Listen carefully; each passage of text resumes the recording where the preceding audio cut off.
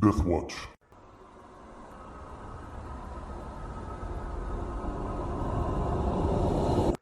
All right, gentlemen, welcome back to Death Watch's Call of Cthulhu Campaign. I am Travis. I'll be your keeper tonight. And last we left off, Monroe had fallen into a hole. But first, let's introduce our players. We'll start with you, Chris. Hi, I'm Chris. I'm playing Charles Stanton, big game hunter and guide for the group. And I think I'm about to probably go spelunking. All right, Brandon, who are you playing today? Hi, I'm Brandon. I'm playing Wallace Andrews, MD, a doctor of medicine who has just heard one of his companion's legs snap painfully, and I'm probably about to go spelunking too. Speaking of broken legs, Justin, who are you playing today? I'm playing Lance Monroe, the person who unintentionally began spelunking already and is currently unconscious with a broken leg. And finally, John. I'm John. I'm playing James Whitmire, and in addition to spelunking, I will suck the marrow from the bones of Lance Monroe. Okay. All right, we'll start with you, Lance. So, as you see on the map there, you and Jackson Elias had been walking along the wall, looking at the wall detail, and you were offering your apology for, the constant and persistent lying and scheming. And he accepted it, and you gave him the piece of the ward to hold on to. And you just, walked a little ways, 12, 13 yards away from where your camp was, not too far. Perhaps enough to raise Charles's eyebrows and call out to you to come back, but it was too late. You walked over what just looked like, a mound of dirt, and you fell into a hole, and you actually lost consciousness when you fell down there, and now you've woken up to find yourself in a dim chimney or something like that. And when you look up, you can see the overcast sky above you, and it looks like this chimney is maybe 15 feet deep, and you had landed in a flat part at the bottom. But as you're taking stock of your situation, you see that the chimney continues downward at a 60-degree angle, although you can't see where it ends as it's obscured in darkness. Now you kind of have that moment of being disoriented when you get knocked out, but it doesn't seem like you were out for very long because you hear shouting coming from above. You hear Jackson's voice shouting, and as you take stock of how you feel, just manipulating your left ankle a little bit causes a lance of pain to shoot up your leg. And you start to hear something coming down from that angled part of the chimney, a scraping and a clawing and a slavering or snapping of jaws, but you don't see anything yet. What would you like to do? Scream back up the chimney, tell them to get me out of here, something's coming. Okay. So James, you were the closest to Lance. You had been kind of looking at the main structure itself, and you saw a cloud of flies that seemed to be thicker about the top of that pyramid. But you glanced over to see Lance and Jackson walking, and it was almost comical how it happened, because suddenly Lance disappeared from sight, and Jackson took a few steps before, looking over his shoulder and realizing Lance wasn't there, and then he started shouting. What did you want to do, James? So as Jackson realized that he fell down something? Yeah, you can see him looking down. You just can't quite see what he's looking into, and he's shouting at the rest of you for help. All right, I'll turn to Charles and Wallace and tell them to bring some rope, as it looks like Mr. Monroe found us a way in. All right, Charles, how do you respond to that? Probably by grabbing some rope and rushing on over there. Okay, Dr. Andrews, for your part, you had been looking, just glancing over at the southeastern portion of this area, and you too had been noticing a congregation of these flies start to accumulate as the day brightened, but you couldn't see due to depression in the land what exactly they were over, but they were thicker there, than elsewhere. When you hear Jackson start to shout for help and then James call back for some rope and Charles bursts into activity, what would you like to do? Yeah, I'll follow Charles. And somebody's got rope in one of these packs, right? Yeah, you guys definitely have rope. Yeah, so I'll start looking for something near Jackson that a rope might be tied to, like a large boulder or whatever, if there's anything. Yeah, with the three of you rushing up there with the rope, you can find something to tie it to, no problem. Okay. And So, sorry, go ahead. well, I wanted to, like, once I've gathered that he fell, so I wanted to go to the hole and shout down to him not to move, because it could make things worse if he's injured, right? Okay. So, Lance, you see, in the dim light of the sky, a number of heads sort of peering down at you, and you can barely recognize the faces of your companions, but you hear Andrew's voice telling you not to move.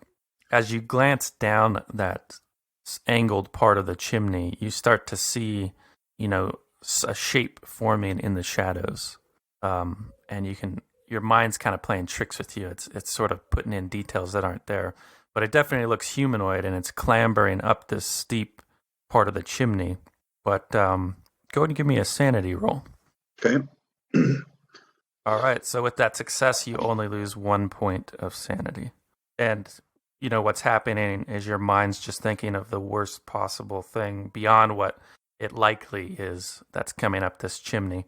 But in any case, your fear is disrupted by the end of a rope sort of butting you in the forehead as it's lowered down. I'm going to grab it and start trying to pull myself up. Okay. Just for record keeping, does this sanity loss go under anything in particular? Yeah, you can put it next to the Kari Siri sanity loss, which it looks like you stand at 4. You've lost 4 to them total so far. Yeah, I only saw them, I think, twice. Okay, so you grab a hold of that end of the rope. You can use strength or the climb skill, whichever you're better at, to start scrambling up this. I really don't have anything. I'm gonna call down to him if I see him start to try and struggle up. He needs to tie it off around his, under your arms.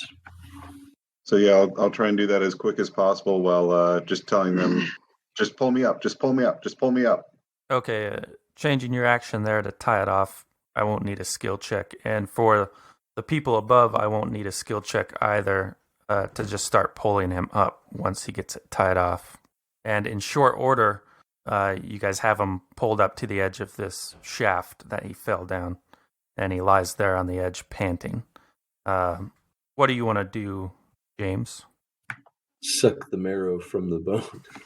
I'm just messing with you.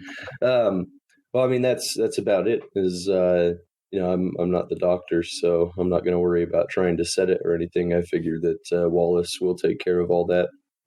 Yeah, I'll call for him best to pull him a little away from that hole to some flat ground where I can get a good look at him. Okay, so you lay him out, and you see that his left ankle there where the pant leg is hiked up, it's really swollen, but there's no obvious break. Oh, okay. Well, so seeing that, and since I'm a doctor, I'll immediately begin pressing into it all over the place, twisting it a little, moving it a lot, and ask him if it hurts. How many hit points do I lose for your... That seems to be how doctors deal with stuff like this. So We'll put it down and jump on it a couple times. Yeah, but anyway, so what do you want to roll to determine? Yeah, let's start with first aid. Okay. So as they drag me away, I'm going to be telling James and Charles, there's a Kari Siri down there coming up. Watch out for it. Yeah, I'll ready my sidearm there. Okay, Wallace, you tend to that wound, and after your examination, first off, Lance, you gain 1 hit point back, and secondly, Andrews, it doesn't appear that it is broken. It might just be badly sprained. Okay. But all the same, a lot. Need to make a splint. Right, yeah, or, like a crutch or something. Yeah. Yeah, so that's what I'll say. We need to splint this, and I need something. He'll need something for a crutch. So, James and Charles, as you watch the opening to this shaft, nothing comes out of the end. In fact, you don't even hear anything. Well, actually, go ahead and give me a listen roll, the both of you. Throw a flare down there. Or dynamite. Yeah. Dynamite sounds like a plan. So actually, you do both hear a sound of retreating motion, just briefly, and then silence issues from the opening. Although a smell of rot is very strong, and occasionally a gust of the air inside will come out of the chimney, and it's really, really strong smell of rotting meat. Maybe we shouldn't use this as an entrance. Well, I think any entrance we use will probably lead to about the same fate. Destination, perhaps, would be a better word. You guys are able to pick out at the bottom chunks of what was like a stone cap that was over this chimney that broke underneath Lance, and they had fallen down and made a loud cracking sound when they hit the bottom there. But yeah, all is quiet from there. Andrews, as far as healing him, you'll need at least an hour to set up the splint and make a possible crutch or something like that. Okay. Are we going to make that like part of a roll, or just that's how much time it'll take? Yeah, we can do a medicine roll if you're willing to take that amount of time, I suppose.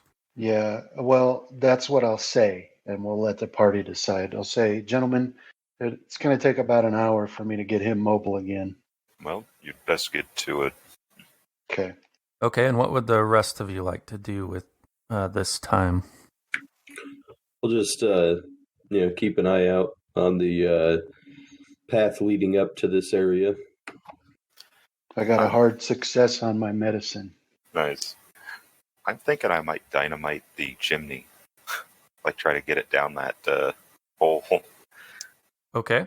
Well, first off, with Dr. Andrews' medicine roll, Lance gains back a further 1d3 hit points. You want to roll that for me now, Lance? I feel much better. I think I'll go for a walk. However, you're still stuck with that wound, so how it's going to affect you is it's going to have your movement speed, and certain actions will be at penalty if they would rely on that particular leg to complete.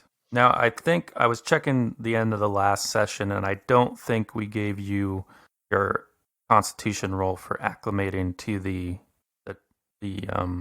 altitude. Not today yet, no. Yeah, let's go ahead and get that out of the way too. Wow. Where was that a little while ago? But yeah, while Andrews is patching me up, I'll be, pouring out my thanks and my gratitude, and that I don't know what we would have done if he wasn't there. And I struggle to think, and I fear what my fate would have been should I have been left without medical attention. Think nothing of it, good sir. It's my pleasure. But this is still going to cause you some pain, and it'll be difficult for you to move around. So I wouldn't enter any foot races anytime soon if I were you. Plus, see how that. Travis, I was thinking that, like, probably in my medical bag, I've got some sort of, what's the word? Some sort of painkillers I can give him. Oh, yeah, definitely. And that's part of so I'll tell him not to overdo it. Don't overdo it on this. I'll try not to, but if one of those Kari Siri begins chasing me, I make no guarantees on my proclivity for caution. Well, I agree. If you're being chased by a Kari Siri, all bets are off. The morphine, the better. So yeah, mechanically, the way I suppose we'll have that work, since he likely has some pretty powerful painkillers, is that you can opt out of taking the penalty on certain rolls. However, you'll run a greater risk of further injury if you do that. So I'll leave it up to you as to when you'll decide that you're going to be careful with that ankle of yours and when you're going to lean on the painkillers to cover for it. Okay, sounds good. All right, so Mr. Stanton, you're thinking about dynamiting this shaft. Yeah, if someone's near me still, like Whitmire or something like that, I'll, kind of field it. Probably best to close up any of their tunnels into the nest type of thing. Yeah, that makes sense. How would you like to go about that? I'll just pull a stick of dynamite off of my out of my bag and touch the fuse to my cheroot that's lit, and then toss it down in there. So it'll take me like a minute to recognize what he just did. So I'll just be standing there, kind of a half smile, inquisitive, and then all of a sudden, like, oh, and run off. Suggest you retreat, and I'll start kind of jogging back towards camp. All right, so you light that and throw it down the shaft, and you guys retreat back towards the camp a ways. And after a moment, you hear the explosion, although muffled by lots of earth, and a big gust of dust and debris comes shooting out of that chimney. And give me a luck roll. Both or just him? Just Charles. Uh, Okay, so you do feel the entire site sort of like shudder, and you see a portion of the terrain sort of change as something collapses underneath it. So like, let me highlight it here. Did we just accidentally unleash Father? So where I pinged on the map, there's about 5 or 6 yards of that dirt that just seems to have fallen 3 or 4 feet lower. But once everything settles, all is quiet. Can you do that again? The ping? Yeah, the dynamite? I didn't see. Okay. Blast. Looks like this place is just full of tunnels. We'll have to be careful where we walk. All right, so at the end of that hour of healing Lance, he seems to be in much better shape, and I guess riding the opium high, if you did indeed take that, Lance. Oh, I took it. Okay, but so everything seems to be back to a state of normalcy. So from this point on, you guys are really directing what you want to do at this site. So I suppose we can start with James, and we'll see, like, what do you want to do? I want to safely but completely explore the entire tunnel system, collect all the artifacts, and safely get home. Sorry. We'll have to break that up a little bit. All right. So I don't know how you ping something. There it is. Okay. So this area here, is this an entry point that I'm assuming? Well, it's difficult to tell from the camp. There's sort of a depression, like there's a rise and then a depression afterwards. So Wallace had seen a thickening of the flies in that area. Did you want to walk up to investigate it? Yeah, so I'll go check this thing out. Yeah, I'll go with him once I see that Lance is okay. Okay, so you guys approach, what looks to be like a pit as you get closer to it. And you immediately see, as you stand at the edge, why the flies were congregating around it. And that's because it is full of the emaciated remains of humans. Some are little more than bones, and some are the mummified versions of the Pishtaku victims you have seen. And give me a spot hidden roll. Could I? Well, never mind. I'll keep that. Okay, sharp-eyed Dr. Andrews, you're able to pick out that there is an entrance partially blocked, or an opening of some kind that's partially blocked by the corpses. Furthermore, you see bits of coin and maybe jewelry that lie at the bottom of this pit. You see them glinting in the light. Right. So I'll just bring that up as if he sees it too. Like, looks like we got an entrance right there. And there seems to be some, what is that, money down there? Some jewelry? So And I'll figure that the reason why I didn't see this was because of the overwhelming stench of it. And so I'll be like face turned away, the hand covering mouth. It's like, well, if you remember what Mr. Monroe said, we don't want to take any of that stuff, because they use it to lure you in I'm not sure about the entrance. Maybe we could get a stick or a pole or something to either move the bodies out of the way or try and push one of these things down into the entrance if it's another hole. How far down does the hole go, Travis?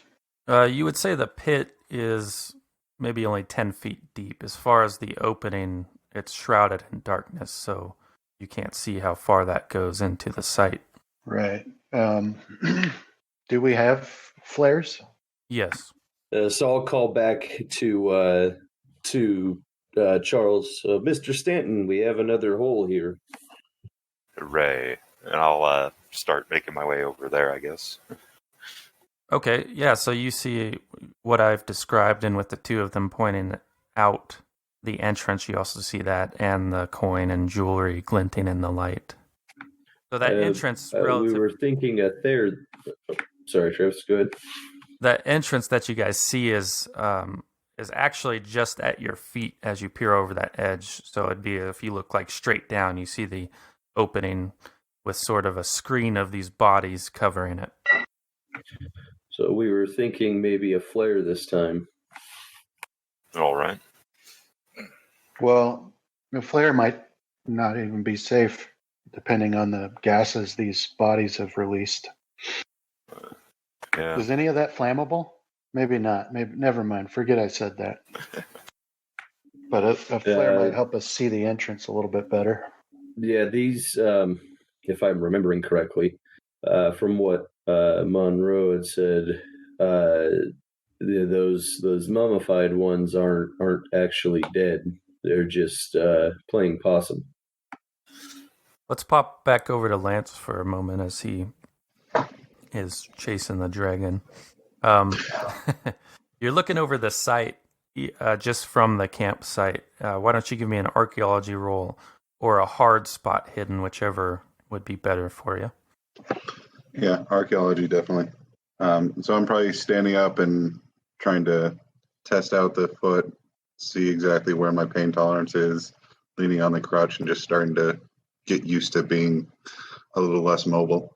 Okay, so with that regular success on your archaeology, what you're able to pick out about the site, because you've studied different digs and in particular pyramids, that the chimney structure you fell into is pretty common for pyramids, and you can make out other of those capstones around the site, and I'll ping one for you so you know what they look like.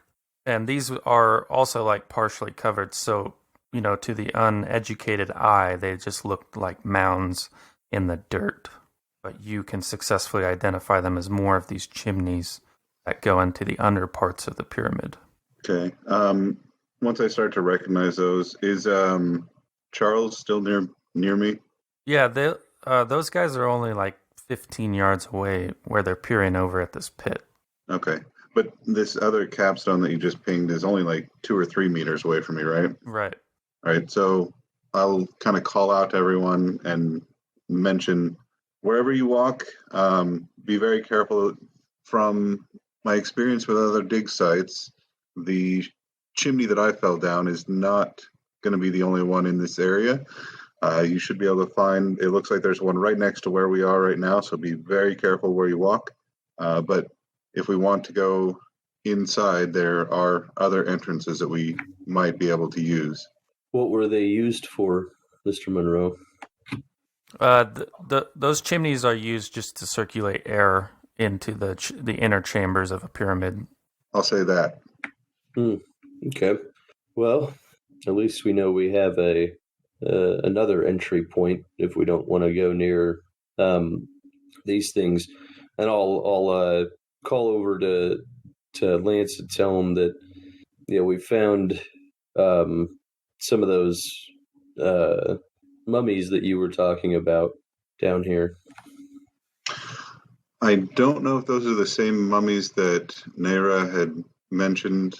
She had mentioned that they would be hidden in caves doomed to work the earth. These may just be simple Karisiri victims brought back as a sacrifice. Well, I was thinking that they were more put here so that if some poor fool stumbled upon him, saw all this, golden jewels down here, that cause him to go after him and protect this cave entrance or this pyramid entrance. It is possible, but unfortunately, she was not very descriptive in exactly what they would look like and where they would be found. I'll turn to Charles and ask if he wants to. Maybe we should experiment and put one of those rounds into one of the heads. Nod at his elephant gun. No, I wouldn't waste ammo on it. But that said, I do believe we should probably begin marking off these chimney caps that Mr. Monroe's pointed out while we still have daylight. Okay. Okay, so could I find a big stick somewhere? Not on the site. Well, I suppose you could give me a luck roll. In that case, yes, you can find a big stick. All right, so I will go and get said big stick, and then I'll probe the ground where he was talking about, see if I can get that to fall out. Okay, after your examination of this capstone, it seems to be more intact than the one that Monroe had first discovered. So the proddings with the stick don't break the capstone. And you can move some of the silt because it's sort of lightly settled on it, and see that it's a big, thick slab of stone that's put over this chimney opening. This one seems to be in pretty good shape. Okay. Well, I want to go check the others real quick too before we start trying to actually mess with it. Let's just see if I get any of the other ones to collapse at least. Okay, so Monroe had also noticed the two nearest to the main structure of the pyramid. Let me ping those for you real quick. If there are others on the site, he couldn't spot them, so it was just these three that he picked out. But yeah, I'll tell them that those were the ones that I saw from where I stand, but if we plan to venture around the other side of the temple, that I should go with you to see if I can spot any more. And what will Charles and Dr. Andrews be doing? I'll be trying to keep an eye on as many of my companions as possible, just kind of keeping them covered, I guess. Okay, and you have Ray at high alert on that machine gun, trained on the pyramid at all times. Okay, so you guys wander around and mark off those capstones, and you find some others on the other side of the pyramid that was out of your sight line.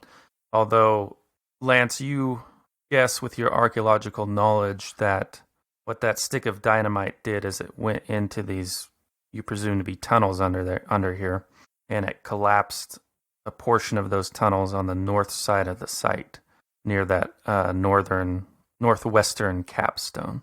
Although the capstone there still seems to be intact. Okay.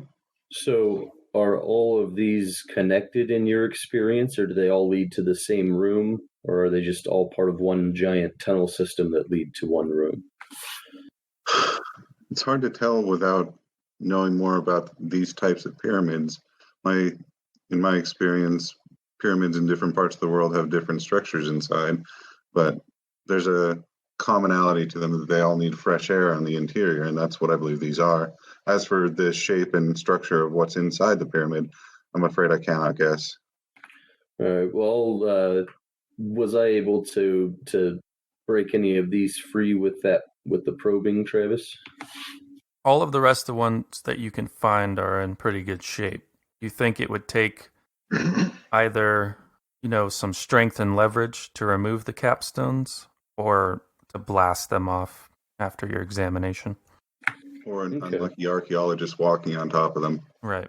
I'll go back and share my findings with the group then, as must have been just that one that was pretty weak, but it's going to take a considerable amount of effort if we want to try and lift these off of there, or we could blast them off. I prefer they remain sealed up. I just didn't want any of us falling into another one. Well, it seems like they're going to be doing that already. Dr. Andrews, you've kind of been looking at this charnel pit for some time now. What are your thoughts? Well, so I inspected a good amount of the mummified corpses. Is these ones down here look the same? Yeah, the ones on the top, which are the freshest by comparison, are in one case you would guess to be not very old at all, based off of your experience with the murders that had been happening around Puno and the states of those bodies as they came in. Yeah, so my professional opinion would be contrary to Whitmire's belief that these are like alive. And that's what I would tell everybody, that I don't think these are living Kari Siri. These might be bodies waiting for implantation. That's what I'll tell everybody. That's my theory anyway.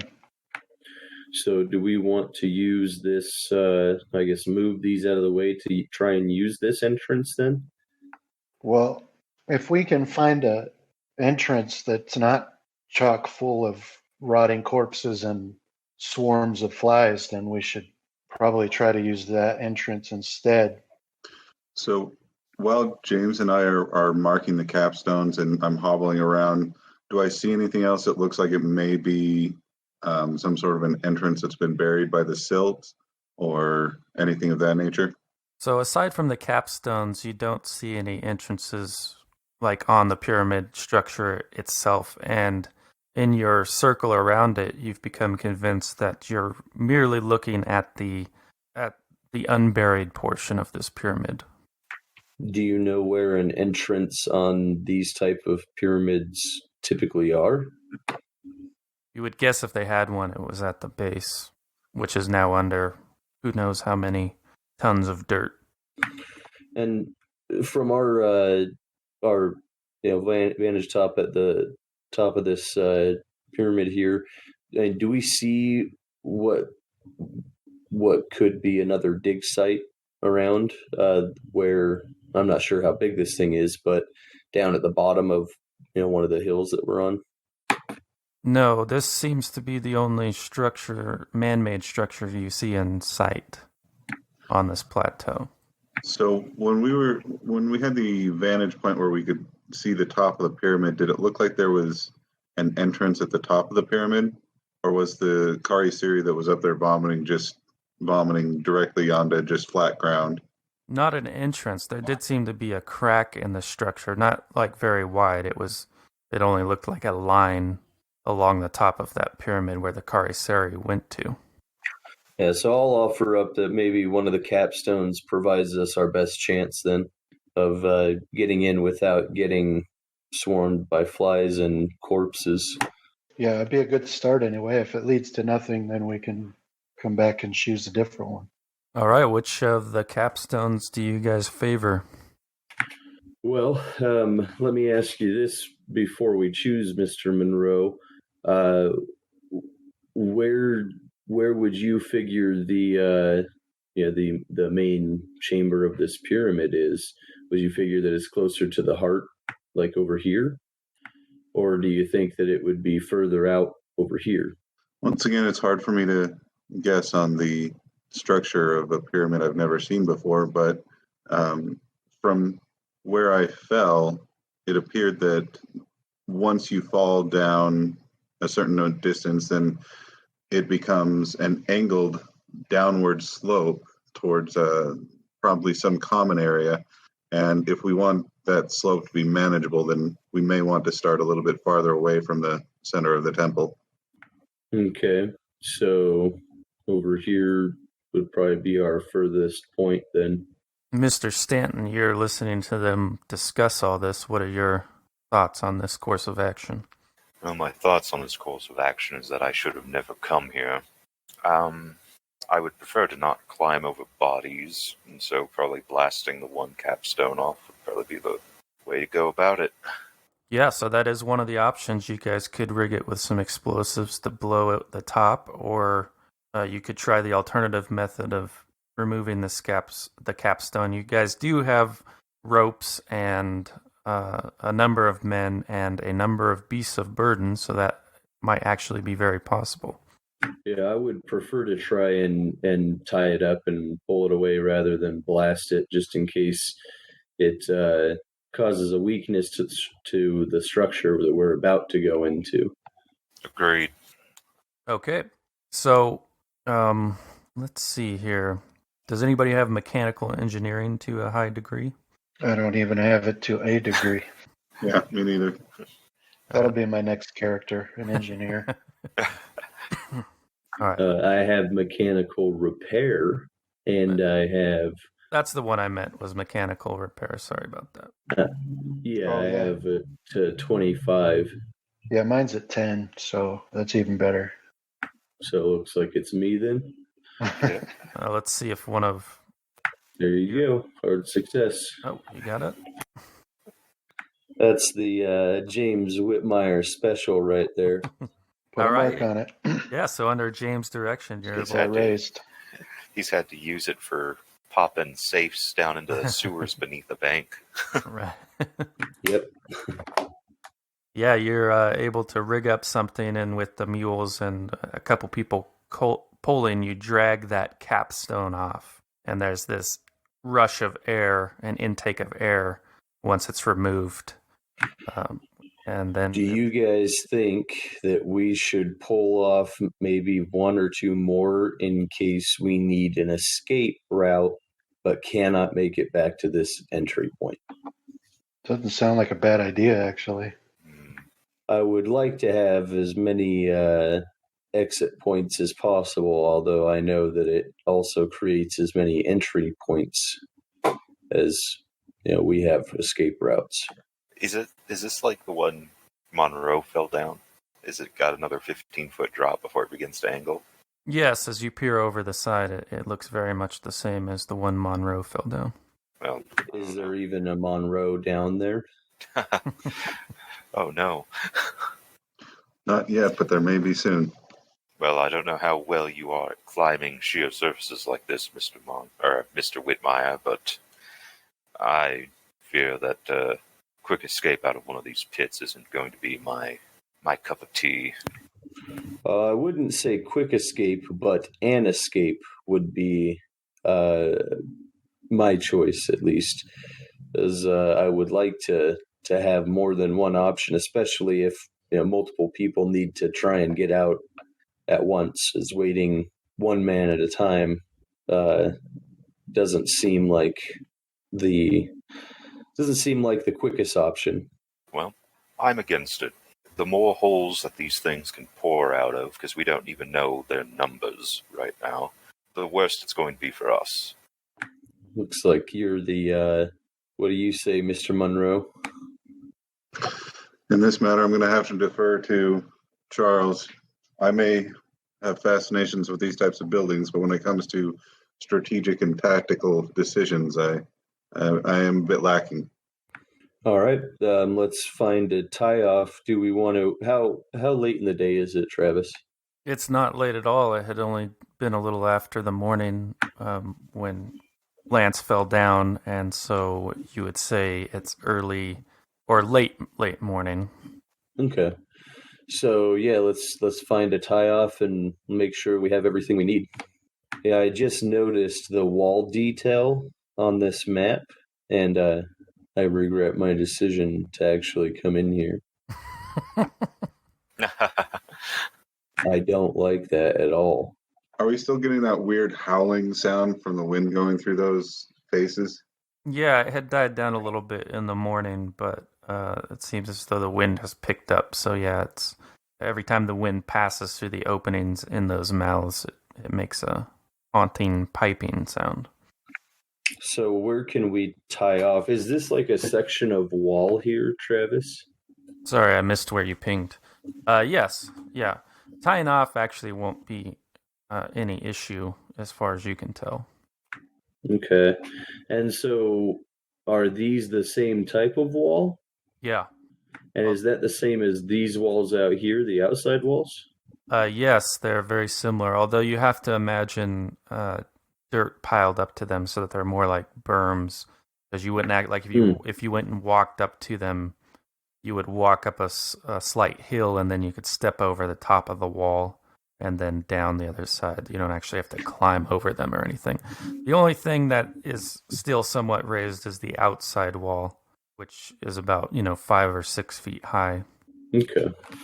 So as we were getting the capstone tied up and the mules and everybody, I'm guessing I probably would have been pretty useless during that section. So I would have been like looking at some of these walls. Do I see any markings or anything that makes me want to, pull away some of the dirt and dig down and actually uncover what they're showing? Yes, of course, but you realize that those are not things that could happen immediately. It takes a lot of care to extract a site, when it's buried like this without damaging the structure. Yeah, but are there any symbols or anything like the Aklo symbols that I recognize on any of those walls? No, you don't see any of the Aklos symbols. This looks like the same people that put up the site at Tiwanaku put up this one. So from your archaeological background, the professional opinion about the site at Tiwanaku is that it's some 10, 11,000 years old. And this looks like the same architecture style and everything, so you would guess it's about that old as well. But nothing specifically really draws you to it. Like the way the Tiwanaku one was set up is, that you would have like a courtyard where they would do different ceremonies through. And so you think these inner walls were just part of, open air chambers and whatnot. Do we want to leave, who was it, Ray, on the machine gun out here? And possibly even to help us back up, maybe we can attach something to the mules to work as a quick pull up instead of having to try and climb the 15 feet. Ray and Marco are already ordered to not come down with us. Ray's not leaving the machine gun. So how many mules do we still have? 2. Maybe we should rig up 2, one or 2 other ropes that Marco can direct the mule if we need a lift out of this place. I'm not opposed to that, Mr. Whitmire, but Marco was kind of going to be Ray's eyes and ears, or he's going to watch over him while he works the machine gun. I'll leave it up to you, that one. Well, it wouldn't be something that he would have to be here for just if we call out, as we can have our main one tied off, but if we call out that we need to be lifted quickly, that would leave us with probably. Well, how wide is this? Can we fit 2 people side by side in here, Travis? You could potentially do that, but you're realizing that unfortunately, due to having to shed some weight earlier on, you just may not have the necessary ropes. Like if I understand it right, you'll probably have one to go down, and then you have the sloped part of the shaft to deal with, and then you want to have this sort of rapid escape system where you'd have a rope with some loops that somebody could get up there, harness themselves, and then have Marco drag them back up. Yeah. With that, there's enough ropes to do that much at least, but to do more beyond that, you're just running out of rope, and you still have the uncertainty of what's underneath there as well to consider. Okay. Well, it looks like a good old tied off rope is probably our best option then. As that way, I don't want to leave us short if we need some extra down there. All right, so who goes first? I'm going to look expectantly at Monroe. I will. Okay. Good man. Our fearless leader should always be the first one through the breach. But you were the first one down the last one. I just figured you'd want to have the same opportunity here. Relive good times and all that. Yes. My last adventure was not by choice. Do we have electric lamps or electric flashlights, or do we have oil lamps, or what do we got? Do you want a luck roll to see which one we kept? No, because oil lamps would have been way more common in Puno. Although if you want to have one electric light, you can. No, I'm just anticipating what my horrible demise is going to be when I fail any sort of climb checks down these ropes. The falling or the burning? The burning. And you got dynamite on you too, right? Yeah. Yeah, falling, burning, or exploding. Well, hopefully Take all your three. pick. Well, luckily, if you guys go about it with care, you'll be able to avoid any necessary climb rolls. So you could have, one person lower and the other down. It's only if you were going to do this like solo with the aid of the rope where you'd have to do the climb. But so if the rest of Just them start climbing with wild abandon. If the rest of them are lowering you down initially, then that is no problem. All right. So I'm guessing this plateau is like the last one before it kind of goes down. Yeah, it goes some 15 feet straight down. All right. So I'll get lowered there, and I'll set up with my rifle and have the others come down. And then I guess we're going to throw rope further in, right? Yeah, so you see how there's a flat spot at the end of the straight down drop of the chimney, and then it goes on to a roughly 60-degree angle part of the chimney that you could roll some rope down. And at the bottom of that, you're really only going to be able to fit 3 people before someone else will have to move down the slant. All right. So, I guess we'll start feeding the rope down first, and then I'll start moving in once we get 2 others down here. Okay. So with the rope and the 60-degree angle, there's really no roll here either now if you're careful. You could see it'd be somewhat difficult to climb it without the aid of a rope. And but yeah, you start going down that for quite a ways. Do you just want to do one person down the slanted part of the chimney at a time? I think that might be the best option.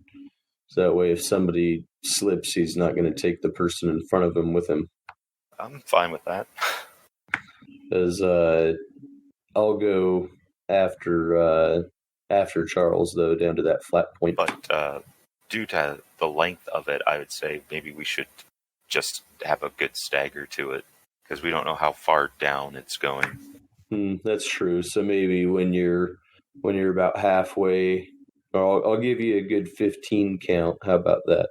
Yeah, I'll nod. All right. So I'll call that back up the chimney, not like shouting it, but I know that it's going to echo. But that 15 count, then follow.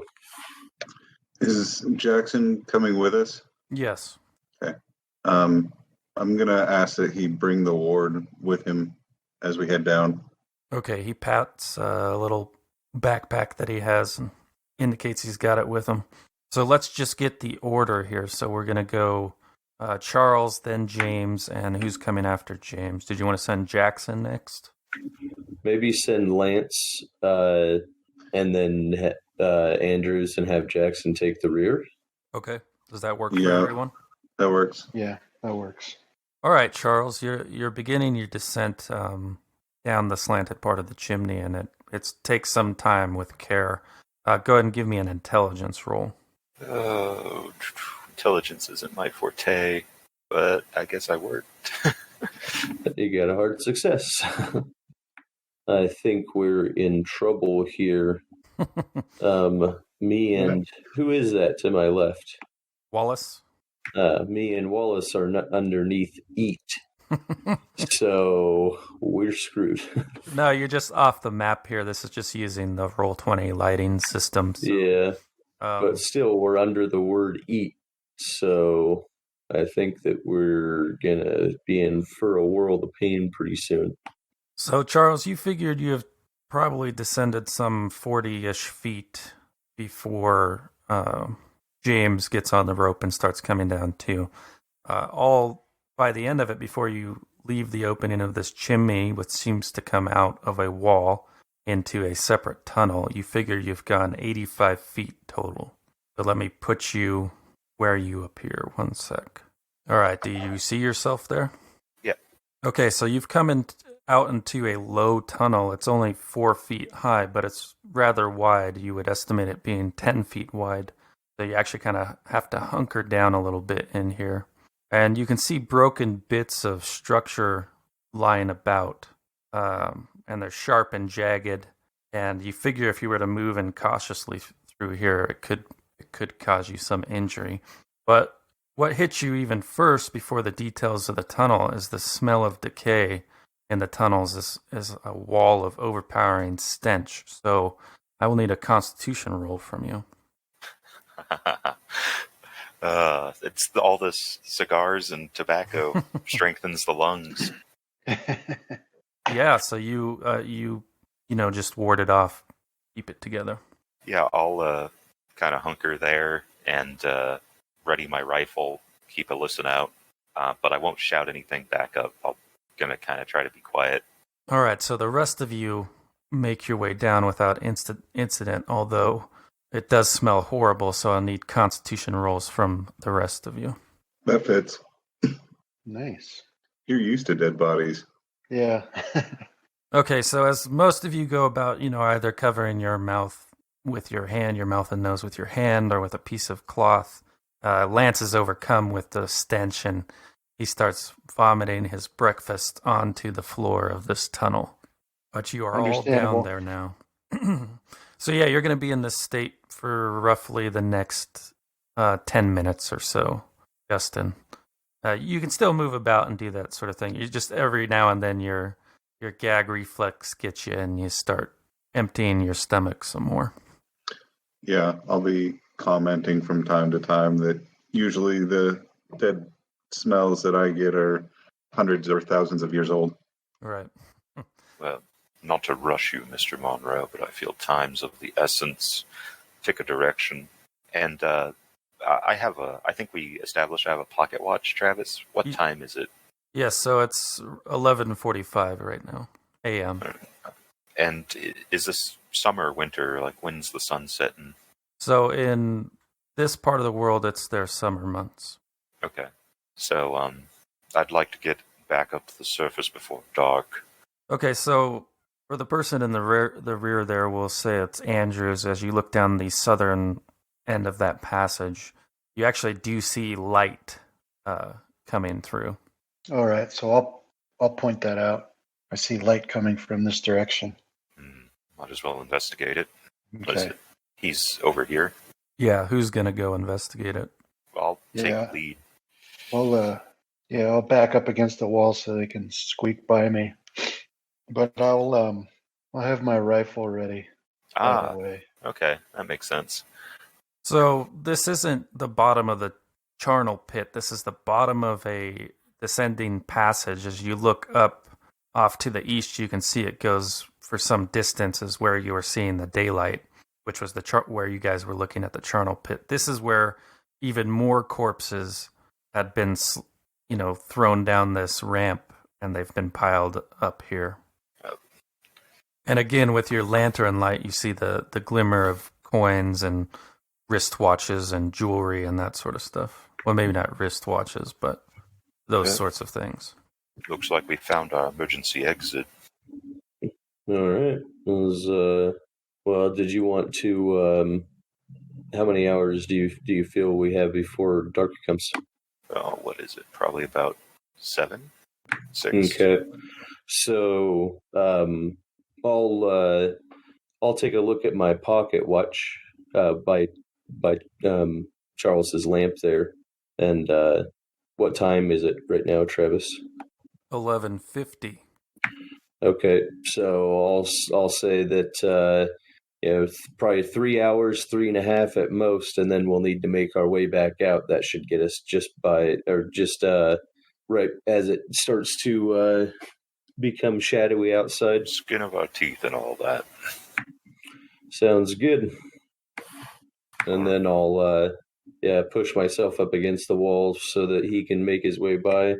All right, Charles, proceed cautiously. You want me to control him? I can move you up here one sec. Okay. As we go through this, I'll be muttering to myself that the archaeologists that uncovered the Egyptian pyramids didn't have to deal with, flesh-eating creatures and stench of rotting meat. Well, I heard the pyramids were cursed. Okay, so you see that this passage, as you travel north, comes to like a T intersection, and you can see it's going to go off to the right or the left, but directly across from the passage you guys are traveling, and you see the exit of that chimney, or one of the chimneys. I could take a navigate roll to determine which one you think that was. All right.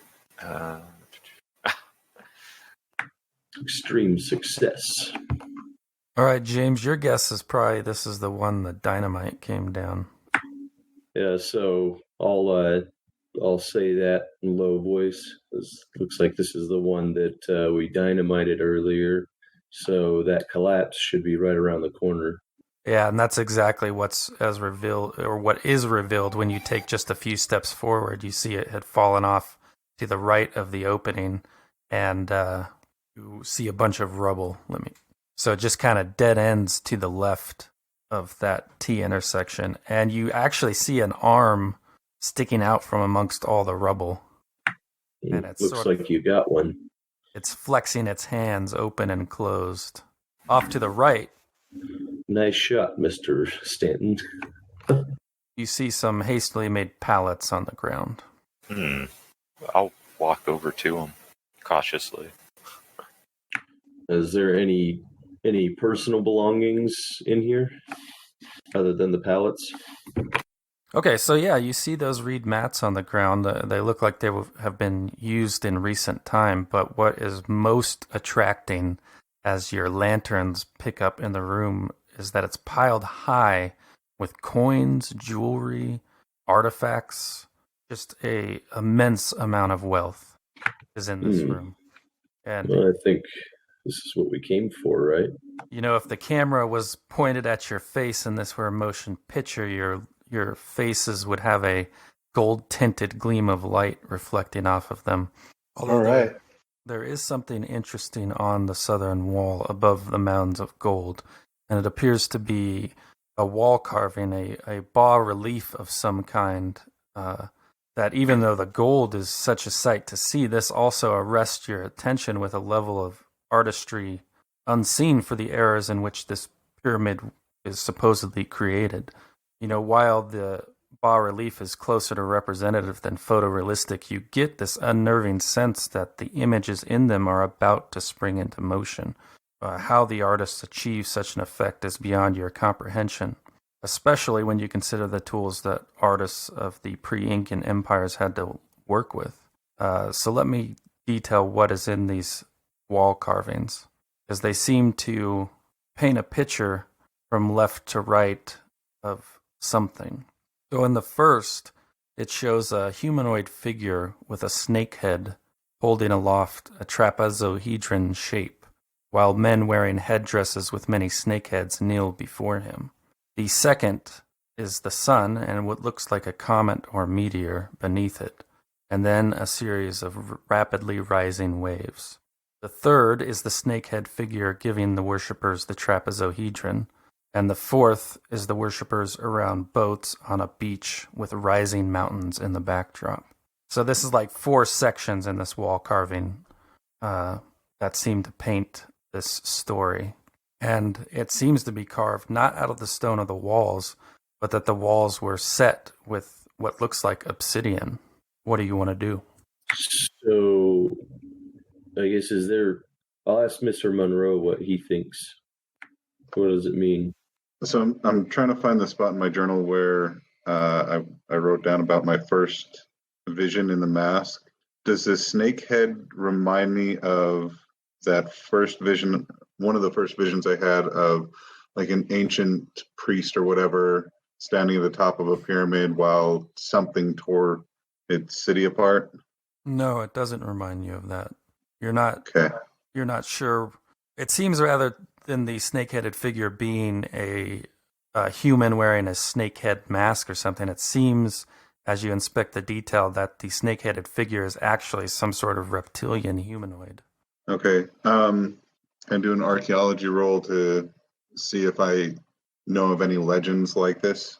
Sure. Actually, give me an occult roll for those who have it. I will need a hard... Oh, you got it. Yep, that's one of his strong suits. I did not. This is not one of Gene's strong I don't suits. think I have it. Oh, yeah, I have it. Oh. Wait, out of what? Out of what? What was your skill? Yeah, why does it only show the roll? 5. Oh. I don't know. It's a 5, so I Okay. guess. All right. Yeah, mine's a 5 too. Okay, Lance. So, in certain occult tellings of the sinking of Atlantis, there are stories, ancient stories that told of a race of, reptilian people that enslaved the humans that lived on Atlantis. And that, for whatever reason, is what springs to mind. Were those same kinds of people expected to be part of Mu or you or Lemuria? whatever Lemuria? You just weren't as well versed in that, so you don't know for sure if that was the case. Although you have heard talk that Mu or Lemuria and Atlantis could potentially be the same continent, although Atlantis is often cited to be in a different ocean, and not the Pacific Ocean like Mu is, although there are some stories that put it in the Pacific Ocean as well. All right. I'll lay out what I know to the rest of the group that it's a legend that this external race once enslaved humanity on Atlantis. So the rest of you see all that gold there. What do you guys want to do? You can see Jackson's mouth is sort of just dropped, both at the bas relief on the wall and at the amount of wealth in here. Yeah, I would like to look over these artifacts and other items. That is, are the artifacts ancient or are they more modern? Like in the pit, you mentioned that there were like pocket watches and things like that. Yeah. Is that the kind of treasure that this is, or is this more of a ancient civilization made?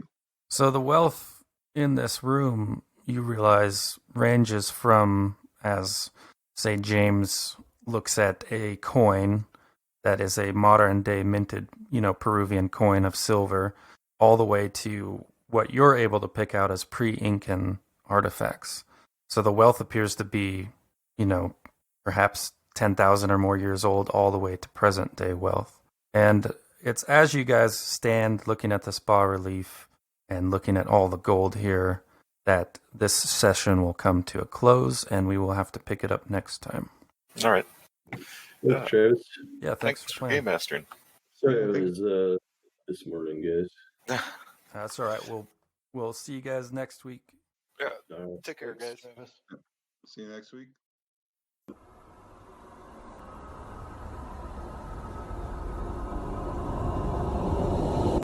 This has been a Death Watch production. Thank you for listening.